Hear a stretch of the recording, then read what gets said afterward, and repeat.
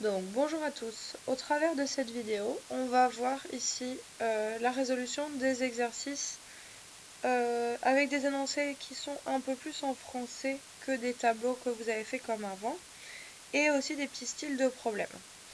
Dans le D, on vous dit soit le triangle ABC. Je vous conseille, en prenant votre latte, moi je n'ai pas ici le logiciel adapté pour le faire, vous prenez votre latte et votre équerre et vous me tracez un triangle rectangle ABC. Pas forcément aux bonnes mesures, d'accord? Vous me faites juste un triangle rectangle, donc à la latte, hein, ABC, une représentation. Donc j'ai mon triangle, je sais qu'il est rectangle en A. Donc j'ai A, B et C. Je sais que la longueur du côté AC, je vais prendre une autre couleur.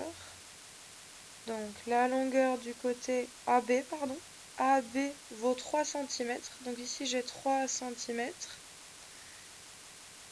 Je vais en fait ici replacer tout simplement quand j'ai un problème. Donc je représente la situation et je viens replacer mes données. D'accord? C'est toujours la même chose. Donc je sais que AC vaut 4 cm. Qu'est-ce qu'on vous demande? Quelle est la mesure de l'hypoténuse? Première chose, je vous ai toujours dit, oups, je remets à la bonne page. Je vous ai toujours dit, d'abord on énonce la relation de Pythagore. Pythagore dit que dans tout triangle rectangle, le carré de la longueur de l'hypoténuse, ici l'hypoténuse c'est CB, le carré de la longueur de l'hypoténuse est égal à la somme des carrés des longueurs des côtés de l'angle droit. Donc on a AC au carré plus AB au carré. On vient maintenant remplacer par nos données. CB, c'est la donnée que l'on recherche. Donc c'est CB au carré qui est égal à AC au carré. Donc ici c'est 4 au carré. AC vaut, donc la longueur du segment AC vaut 4 cm. Donc c'est 4 au carré plus la longueur AB au carré. Donc c'est 3 au carré. CB au carré est égal à 16 plus 9. 16 plus 9, si je ne me trompe pas, ça fait bien 25. Et ça, c'est égal à CB au carré, mais je ne veux pas CB au carré, je veux CB.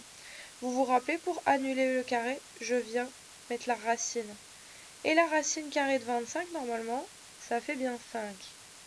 Et donc, l'hypoténuse, dans ce cas-ci, donc l'hypoténuse mesure 5 cm. Je vous demande, du coup, pour aujourd'hui, donc pour mardi, de réaliser les exercices suivants dans le même style. Donc l'exercice E, l'exercice F et l'exercice G. Je vous transmettrai en fin de journée une vidéo corrective que vous devez regarder bien sûr pour pouvoir corriger et voir si vous avez bon. Vous pouvez me poser des questions si ça ne va pas.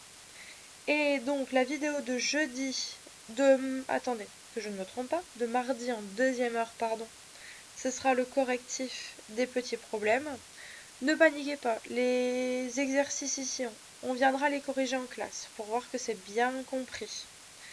Et la vidéo en distanciel de jeudi va porter sur distance entre deux points dans un repère orthonormé. Vous aurez l'introduction dans cette vidéo, la théorie, et je ferai le premier exercice avec vous, d'accord? Et puis, vous viendrez faire les exercices tout seul, et ça, ce sera à faire, donc les exercices pour vendredi. Comme ça, vendredi, ce qu'on va faire, c'est qu'on corrige vos exercices sur Pythagore, on corrige les exercices ici sur repère, et après, si on a le temps, on entamera la réciproque, sinon ce sera fait après les vacances. Voilà, bon courage!